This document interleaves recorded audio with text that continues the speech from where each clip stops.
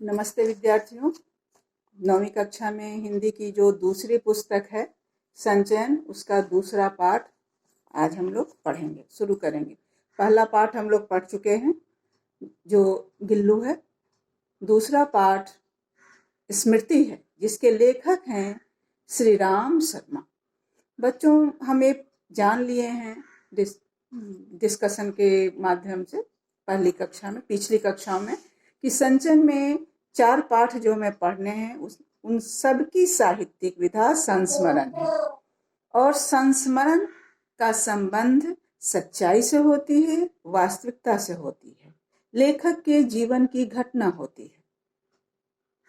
ये स्मृति भी संस्मरण है जो लेखक के बचपन, जिसमें लेखक अपने बचपन की एक घटना का वर्णन किया है। बच्चों, श्री राम शर्मा बचपन से ही बहुत साहसिक काम किया करते थे, बहुत ही साहसी थे। और इसमें भी एक साहसिक घटना का ही वर्णन है। स्मृति जिसका अर्थ ही होता है स्मरण, याद करना। वर्णन है 19। बच्चों अब देखो, क्योंकि बचपन का वर्णन है, बचपन की घटना है कि उनकी उम्र क्या थी इसका तो इसमें जिक्र नहीं है, लेकिन 1908 की घटना है और 1915 में लेखक मैट्रिक की परीक्षा पास की और उसी समय जब पास की तो अपनी माँ को ये घटना बताते हैं। यानी जब 1908 की बात है तो तीसरी या चौथी कक्षा में लेखक पढ़ रहा होगा। बहुत छोटी उम्र होती है, बहुत ही छोटी उम्र होती है। निश्चल, स्वच्छंद, भोलापन सब रहता है उस उम्र में। तो वर्णन है 1908 की। हम अभी जी रहे हैं, अभी जो समय है 2020 है, यानी 100 साल से भी पहले की ये घटना है। 100 साल से भी ज्यादा कि पहले की घटना है। अब इतने बड़े अंतराल में बहुत परिवर्तन हुए, टेक्नोलॉजी तो बहुत बहुत आगे निकल गई और इसमें जो वर्णन है वो उस समय का वर्णन है।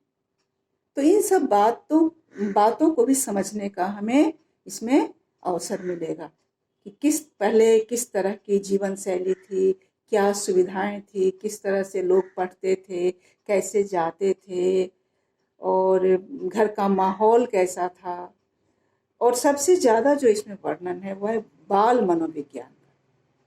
बच्चे क्या सोचते हैं, बच्चों को किसमें आनंद आता है, बच्चे में जो भोलापन होता है उसका क्या, वो किस रूप में छलकता है। तो इन सब चीजों का इसमें वर्णन आया है जो हमें समझना पड़ेगा। प्रत्यक्ष रूप से कुछ भी वर्णन नहीं है, प्रत्यक्ष रूप से सिर्फ घटनाओं का वर्णन है,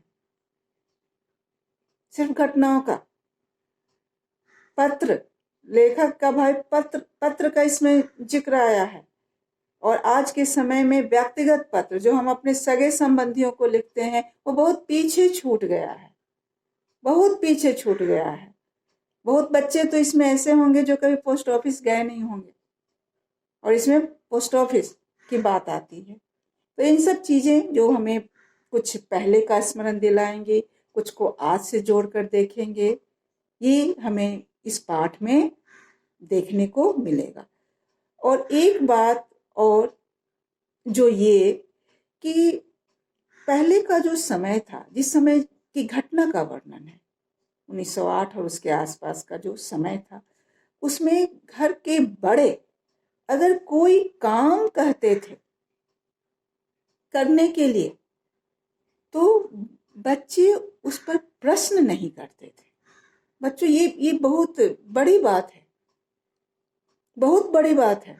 प्रश्न नहीं करते थे, बड़े कहे हैं तो बहुत खुश होकर, एकदम आनंदित होकर, बिना मन मलिन किए हुए घर के जो छोटे होते थे उस काम को करते थे। और कभी कभी तो कोई काम बड़ा अगर कह देता था तो उसमें गर्व का अनुभव होता था कि हमको कहे हैं और अपने आप पर गर्व होने लगता था जैसे हम अच्छे हैं, इसीलिए हमको बड़े लोग हमें ये काम दिए हैं। अब आज के समय में ये इसको पुरानी सोच कहा जाता है और कहा जाता है, एक मानसिकता बनी है कि कोई भी काम हमें बिना तर्क वितर्क के नहीं करना चाहिए। बड़े से भी हमें पूछना चाहिए कि ऐसा क्यों है।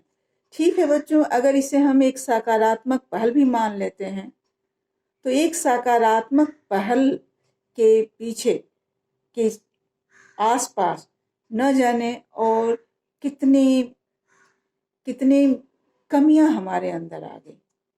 बड़ों से प्रश्न करना, बड़ों अगर मान लो बड़े गलत ही हैं, बड़े गलत ही हैं, तो फिर उनके प्रति हमारा सम्मान कम होगा, और सम्मान जब कम होगा तो न जाने घर में कैसी परिस्थिति उत्पन्न होगी।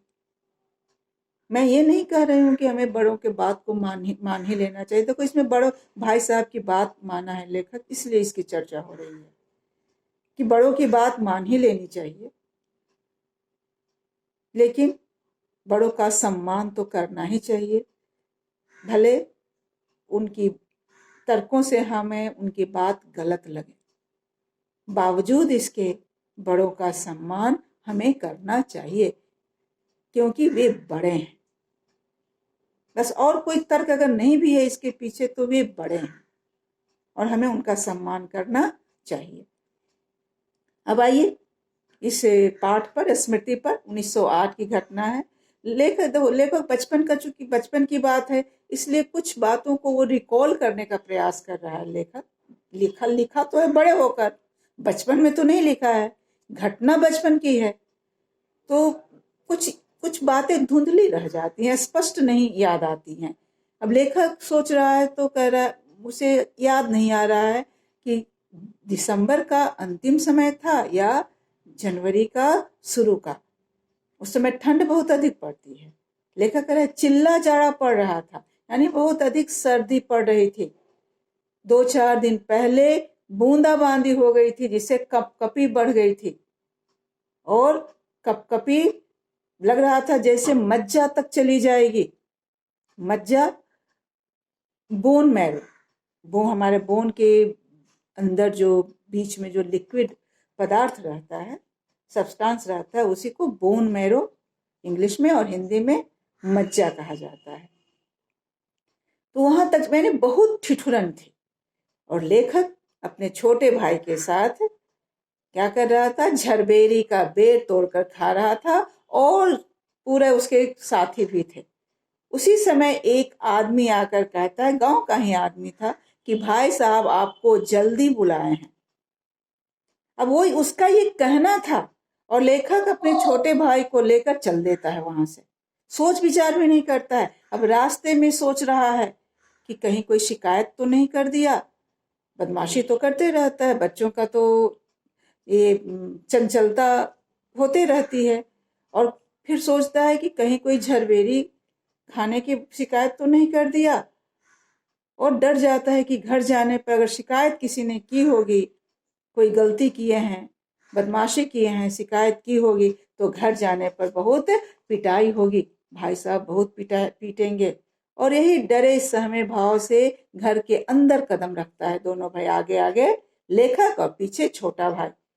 तो देखता है भाई साहब चिट्ठी लिख रहे हैं, तब जाकर उसे तसल्ली होती है कि नहीं, मार तो नहीं लगेगी, और मन खुश हो जाता है उसका। भाई साहब 3 चिट्ठियां उसे देते हैं और कहते हैं कि इसे मक्खनपुर के डाक खाने में डाल देना है और जल्दी से तेज कदमों से जाना है, ताकि चिट्ठी शाम के डाक से निकल जाए। हाँ बच्चों, तो भाई साहब का है कि चिट्ठियों को मक्खनपुर के डाक खाने में छोड़ देना है, डाल देना है और तेज कदमों से जाना है, ताकि शाम के डाक से चिट्ठियां निकल जाएं। बच्चों देखो, जो महत्वपूर्ण डाक खाना होता था, बड़ा होता था, उसमें 2 टाइम चिट्ठियां निकलती थी, सुबह भी और शाम भी। लेकिन जो छोटा होता था उसमें एक दिन निकलता था, और कभी कभी तो सप्ताह में एक दिन भी निकलता था। तो इस तरह से चिट्ठियां भेजना भी एक बड़ी बात होती थी। समय का पाबंद होना पड़ता था। अब तो चिट्ठियों का कोई मतलब नहीं रहा। मोबाइल और नेट और पता नहीं क्या क्या टेक्नोलॉजी आ गया है, जिससे व्यक्तिगत पत्र तो लगभग बंद ही हो गए हैं। हाँ, ऑफिशियल पत्र कुछ व्यवहार में भी हैं। भाई साहब कहते हैं अब जाड़े के दिन थे ही, ठंड पड़ ही रही थी बहुत अधिक। लेखक और उसका भाई खुश हो जाता है। अब उसको ये नहीं लगता है कि हम ठंड में क्यों जाए, खूब खुश हो जाता है। उसे मक्खनपुर जाना है, फरलांगते दौड़ते पहुंच जाएगा। और चूंकि ठंड थी, माँ टोपी पहनना प्रचलन था। माँ ठंड के से कानों के बचाव के लिए दोनों भाई को एक एक धोती कानों में बांध दी, और एक धोती और दी, उसमें थोड़े चने दे दिए कि रास्ते में वह उसे भुंजाते आएगा, भुंजवा लेगा। इस तरह का जीवन पहले के समय में आदमी का था। ये सब सोचना पड़ता था, ये नहीं कि जब जो चाहे वो मिल जाए, दे दिए। क्योंकि लेखक और जाड़े के कपड़ों का भी अभाव रहता था। लेखक जो कुर्ता पहने हुए था उसमें जेबें नहीं थी, जिसके चलते वह चिट्ठियों को टोपी में रख लेता है, और जब जाने लगता है तो अपना बबूल का डंडा ले लेता है।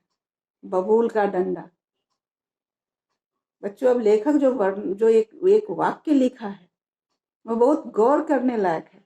लेखक वर्णन कर रहा है, लिखा है, एक पंक्ति है कि उस छोटी उम्र में बबूल के डंडे से जितना मोह था, आज उतना मोह राइफल से भी नहीं है। बचपन, अब इसको बचपन कहिए या समय कहिए, जो कहिए, बबूल के डंडे से इतना लगाव था और उस पर इतना भरोसा था। बड़े होने पर राइफल से भी उतना मोह और उतना भरोसा नहीं रहा। ये वर्णन कर रहा है लेखक, और बहुत गर्व था उसको अपने बबूल के डंडे पर। कह रहा है कि उसका डंडा सांपों के लिए नारायण वाहन बन चुका था। नारायण वाहन, नारायण विष्णु जी, वाहन उनकी सवारी, विष्णु जी की सवारी गरुड़। नारायण वाहन बन चुका था किसके लिए? सांपों के लिए। गरुड़ जो होता है सांप का दुश्मन होता है, और नारायण वाहन बन चुका था कहने का अर्थ है कई सांपों को मौत के घाट उतार चुका था वो बबूल का डंडा। उस पर बहुत गर्व था लेखक को। और गांव से मक्खनपुर जाता था, स्कूल मक्खनपुर में था, रोज पढ़ने जाता था, बच्चों की टोली जाती थी। तो गांव से मक्खनपुर तक जाने के रास्ते में जो भी आम के बगीचे थे, आम के पेड़ होते थे, उससे प्रतिवर्ष इस डंडे से आम तोड़े जाते थे, प्रतिवर्ष। और उस समय यह डंडा बिल्कुल निर्जीव नहीं लगता था, उसे सजीव की तरह लगता था, और डंडे से बहुत लगाव था, बहुत अपनापन था। दोनों भाई प्रसन्न होकर मक्खनपुर की ओर चल दिए। दौड़ते, फरलांगते, कूदते एक ही सांस में पहुंच गए मक्खनपुर के रास्ते में पड़ने वाले एक कुएं के पास, जिसमें एक कुएं के पास पहुंच गए। और चूंकि प्रतिदिन उसी रास्ते से जाते थे, कुएं में एक भयंकर काला सांप पड़ा हुआ था। कुआं कच्चा था, 24 हाथ गहरा था। अब कच्चा था से मतलब प्लास्टर नहीं था, मिट्टी का था, और 24 हाथ गहरा था। 11 मीटर के करीब, 10.5 11 मीटर गहरा था।